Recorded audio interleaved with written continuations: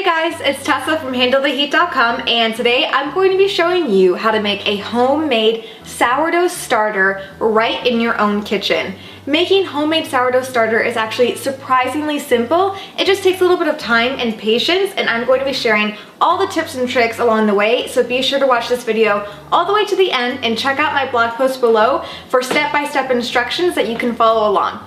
Making homemade sourdough starter gives you the most flavorful, tangy, well-balanced sourdough bread ever, and you can actually control the level of sourness. So if you like it really sour or just more mild, it's totally customizable. So if you'd like to learn how to make a homemade sourdough starter, then just keep watching.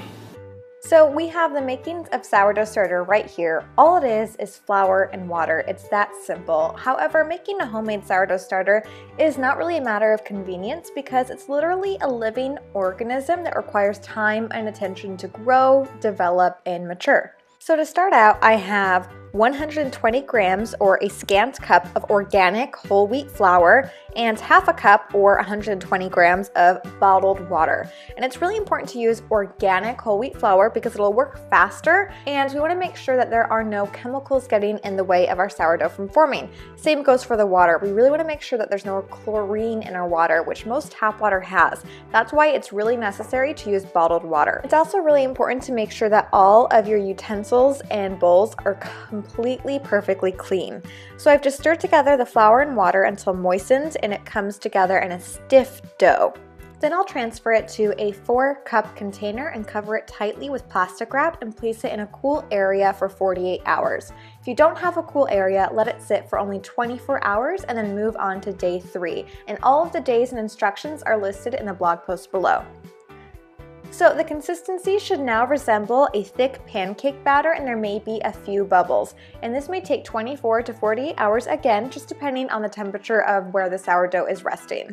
So with a very clean spoon, remove and throw away about half of the starter, or 120 grams or about half a cup. I'm measuring by weight throughout this entire process because it's completely accurate.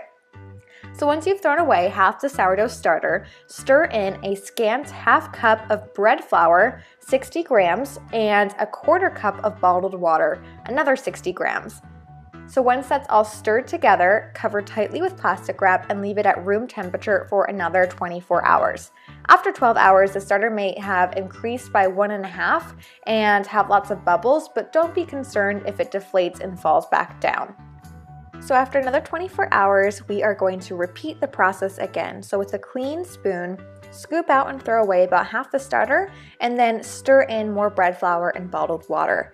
This time we're going to cover with plastic wrap, but not as tightly as before because gases are going to start forming that will need to escape. We're going to leave this again for another 24 hours. So after 24 hours, it's now day 5, and if the starter is active, it will have increased in volume to at least 3 cups, maybe even 4, then dome and start to recede. If that hasn't actually happened yet, then go back to day 4 and repeat those steps until it reaches that activity stage. So for day 5, we're again going to use a clean spoon to remove out half of the sourdough and then stir in more bread flour and bottled water. And now you will have 1 cup of active starter. You can cover with plastic wrap and let it sit in a warm place for about 4 hours or until it has almost doubled. And if you want to bake bread now, you can expand it by feeding it with more water and flour. But if you want to wait to bake, then you can refrigerate it overnight and start expanding it the following day. And if you don't plan to use it for several days, you can feed it again to double it, let it sit for an hour, and then refrigerate it.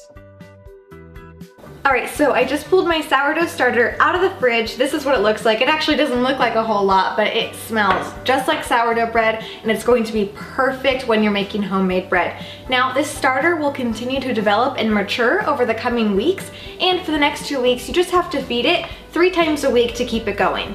So after 2 weeks of regular feeding of the sourdough, it will start to mellow out and develop a more mild, complex sour, tangy flavor that is perfect in bread. You can bake it and use it in baking bread now, but if you want to get that more mild, kind of distinct sourdough flavor, then waiting 2 weeks will give you the perfect amount of tang. So after 2 weeks of regular feedings, you can actually slow it down to feeding just once a week, and that's all it'll take to keep it going if you're only making bread once a week. I have all the detailed instructions if you want to play around with feedings and flavors and baking now or later on this blog post below, so be sure to check it out. Alright guys, I hope you've enjoyed this video on how to make homemade sourdough starter. Be sure to stay tuned for my next video, which will actually show you how to make sourdough bread with this starter. If you did like this video, please give it a thumbs up and leave me a comment below and let me know what you'd like to see next time, and I'll make that happen for you. Thank you guys so much for watching, and don't forget to subscribe.